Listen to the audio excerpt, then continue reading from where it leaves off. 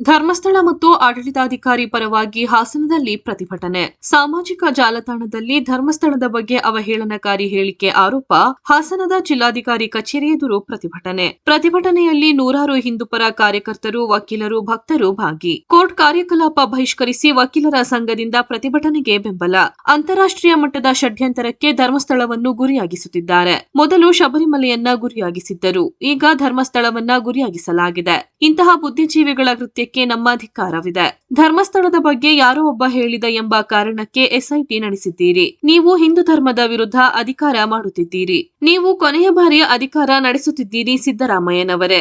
ಕೊನೆಯ ಬಾರಿ ಸರಿಯಾಗಿ ಆಡಳಿತ ನಡೆಸಿ, ಇಲ್ಲವಾದರೆ ದೇವರ ಶಾಪಕ್ಕೆ, ಧರ್ಮದ ಶಾಪಕ್ಕೆ ಗುರಿಯಾಗುತ್ತೀರಿ. ಇನ್ನೆರಡೋ ಮೂರೋ ತಿಂಗಳು ಅಧಿಕಾರದಲ್ಲಿ ಇರ್ತೀರಿ. ಸರಿಯಾದ ರೀತಿ ಆಡಳಿತ ಮಾಡಿ ನಿರ್ಗಮಿಸಿ ಎಂದು ಆಕ್ರೋಶ ಹೊರಹಾಕಿದ ಭಕ್ತರು. ಹಾಗಾಗಿ ಕರ್ನಾಟಕದ ಹಿಂದೂಗಳು ಇವತ್ತು ಎದ್ದು ನಿಂತಿದ್ದಾರೆ. ನಾನಿವತ್ತು ಹಾಸನಕ್ಕೆ ಬಂದಿದ್ದು ಒಂದು ಉದ್ದೇಶ ಇತ್ತು, ಇಲ್ಲೊಬ್ಬ ಅಲ್ಪಸಂಖ್ಯಾತ ಹೆಣ್ಣು ಮಗಳ ಮೇಲೆ ಅತ್ಯಾಚಾರ ಆಯ್ತು. ಆದ್ರೆ ನಮ್ಮ ಕರ್ನಾಟಕ ರಾಜ್ಯದ ಮಹಿಳಾ ಆಯೋಗ ಧರ್ಮಸ್ಥಳದಲ್ಲಿ SIT ಸೆಟಪ್ ಮಾಡಿ ಅಂತ ರೆಕಮೆಂಡ್ ಮಾಡ್ತಂತೆ ಮಾನ್ಯ ಮುಖ್ಯಮಂತ್ರಿಗಳಿಗೆ, ಸಿದ್ದರಾಮಯ್ಯನವರಿಗೆ. ಅದಕ್ಕೆ ಅವರು SIT ಸೆಟಪ್ ಮಾಡಿದ್ರಂತೆ. ಆದ್ರೆ ಇವತ್ತು ಒಬ್ಬ ಅಲ್ಪಸಂಖ್ಯಾತ ಹೆಣ್ಮಕ್ಳ ಮೇಲೆ ಅತ್ಯಾಚಾರ ನಡೆದಿದೆ. ಈ ಸರ್ಕಾರದ ಮಹಿಳಾ ಆಯೋಗ ಆಗ್ಲಿ, ಮಹಿಳಾ ಮತ್ತು ಮಕ್ಕಳ ಅಭಿವೃದ್ಧಿ ಇಲಾಖೆ ಮಂತ್ರಿ ಆಗ್ಲಿ ಸರ್ಕಾರದಿಂದ ಯಾರೂ ಬರ್ಲಿಲ್ಲ. ಆದ್ರೆ ಧರ್ಮಸ್ಥಳದಲ್ಲಿ ನ್ಯಾಯ ಸಿಗ್ಬೇಕು ಅಂತ SIT ಮಾಡಿದ್ರು. ಆಯ್ತು ಸ್ವಾಮಿ, SIT ಆಯ್ತು. ಎಷ್ಟು ಗುಡ್ಡೆಗಳನ್ನ ನೀವು ತೆಗೆದ್ರಿ, ಏನ್ ಸಿಕ್ತು ನಿಮಗೆ? ಅಂದ್ರೆ ಇದ್ರ ಹಿಂದೆ ಇರುವಂತ ಉದ್ದೇಶ ಇಷ್ಟೇ. ಯಾರು ಭಾರತವನ್ನ ಸೋಲಿಸಬೇಕು ಅನ್ನುವಂತ ಭಾರತ ವಿರೋಧಿ ಶಕ್ತಿಗಳು ವಿದೇಶದಲ್ಲಿ ಕುತ್ಕೊಂಡು ಕೆಲಸ ಮಾಡ್ತಾ ಇದೆ. ಅದಕ್ಕೆ ಅವ್ರು ಹಾಕೋ ಬಿಸ್ಕೆಟ್, ಅಕ್ಕಿ ಕಾಳನ್ನ ಬೇಳೆ ಕಾಳಿಗೆ ಬಾಲ ಅಲ್ಲಾಡಿಸಿ ರೆಕ್ಕೆ ಪುಕ್ಕ ಹಾರಿಸಿ ಆ ಕಾಳುಗಳನ್ನ ಆರಿಸ್ಕೊಳ್ಳುವಂತ ಬಹಳ ಮೇಧಾವಿಗಳು, ಬುದ್ಧಿಜೀವಿಗಳು ಅನ್ನಿಸ್ಕೊಳ್ಳೋ ಕೆಲವರು ಈ ಷಡ್ಯಂತ್ರದ ಹಿಂದೆ ಇದ್ದಾರೆ. ಯಾಕೆಂದ್ರೆ ಭಾರತದ ಜನ, ಕರ್ನಾಟಕದ ಜನ, ಧರ್ಮಸ್ಥಳ ನಮ್ಮ ತೀರ್ಥಕ್ಷೇತ್ರದ ಬಗ್ಗೆ ನಮಗೆ ಶ್ರದ್ಧೆ ಇದೆ. ಇಲ್ಲಿಂದ ಕಾಶಿಗೆ ಹೋಗ್ತೀವಿ, ನಮಗೆಲ್ಲ ಗೊತ್ತಿದೆ. ಪ್ರಕೃತಿ ವಿಕೋಪ ಆದ್ರೂ ಕೂಡ 4 ಲಕ್ಷ ಜನ ಅಮರನಾಥ ಯಾತ್ರೆ ಮಾಡಿದ್ದಾರೆ. ಇದು ಭಾರತೀಯರ ರಕ್ತಗತವಾದ ಗುಣ. ಜಗತ್ತಲ್ಲಿ ಭಗವಂತ ವಾಸ ಮಾಡೋದಾದ್ರೆ ಅದು ಭಾರತದಲ್ಲಿ ಅಂತ ಹೇಳಿ ಈಗಾಗಲೇ ನಮಗೆ ಪುರಾಣಗಳಲ್ಲಿ ನಾವು ಕೇಳಲ್ಪಟ್ಟಿದ್ದೀವಿ. ಇವತ್ತು ಅಂತಾರಾಷ್ಟ್ರೀಯ ಮಟ್ಟದ ಷಡ್ಯಂತ್ರಕ್ಕೆ ಇವತ್ತು ಧರ್ಮಸ್ಥಳವನ್ನ ಗುರಿಯಾಗಿಸಿ ಇವತ್ತು ಈ ಕೆಲಸ ಮಾಡಿ. ಆದ್ರೆ ನಾವು ನಿನ್ನೆ ಪತ್ರಿಕಾಗೋಷ್ಠಿ ಕರೆದು ನಮ್ಮ ಸಮಾಜಕ್ಕೆ ತಿಳಿಸಿದ್ವಿ. ಆದ್ರೂ DC ಅವರು ರಜಾ ಮಾಡಿದ್ದಾರೆ ಅಂದ್ರೆ ನಮಗೆ ಒಂದು ಅಪಮಾನ ಮಾಡಿದಂತ ಒಂದು ಸಂಗತಿ.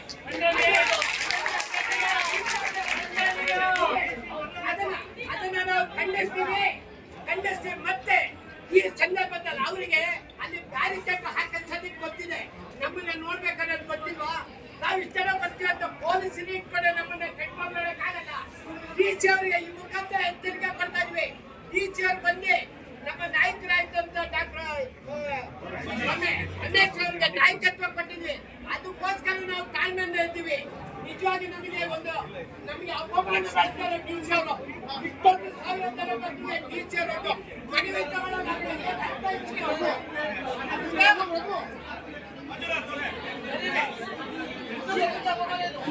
ಜಿಲ್ಲಾಡಳಿತಕ್ಕೆ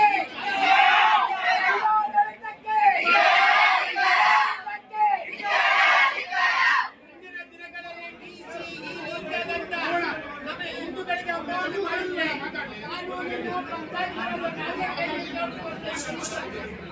ಸಾರ್ವಜನಿಕರ ಅವಮಾನಗಳನ್ನು ಪರಿಹರಿಸಲು ಸಾರ್ವಜನಿಕರಿಗೆ ತಿಳಿಸಬೇಕು. ಇದು ನಮ್ಮ ಮೊದಲನೇ.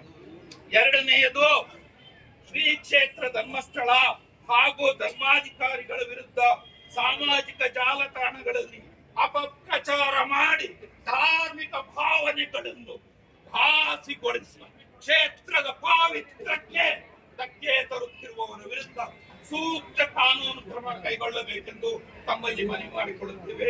ಧನ್ಯವಾದಗಳು. ಈ ನಮ್ಮ ಇದರಲ್ಲಿ ಬಹಳ ನಾವು ಕೇಳ್ತಿರೋದು ಎರಡೇ.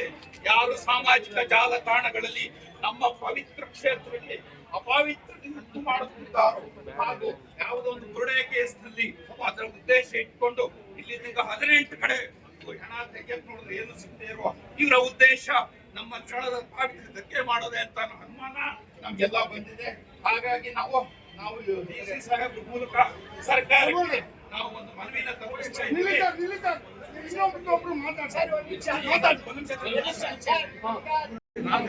ಹಿರಿಯ ಗಣ್ಯರ ಮೂಲಕ ನಿಮ್ಮೆಲ್ಲರ ಉಪಸ್ಥಿತಿಯಲ್ಲಿ ಇದನ್ನ ನಾನು ಸಾದರ ಹೋಗ್ತಾ ಇದ್ದೇನೆ.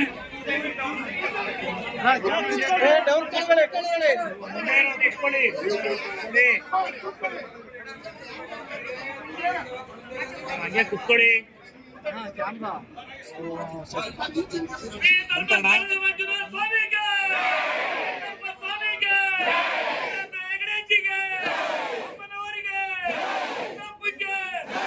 ಹಿಂದೂ ಧರ್ಮಕ್ಕೆ ಹಿಂದುತ್ವಕ್ಕೆ ನಾವೆಲ್ಲ ಒಂದು.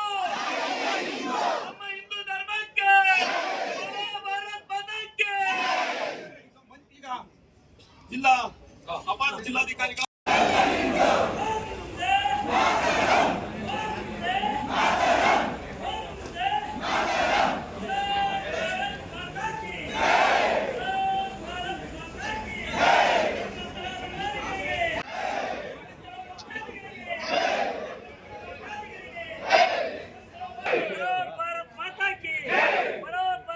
अण्णप्प स्वामी की, अण्णप्प स्वामी की, मंजुनाथ स्वामी की, मंजुनाथ स्वामी की. डॉक्टर वीरेंद्र हेगड़े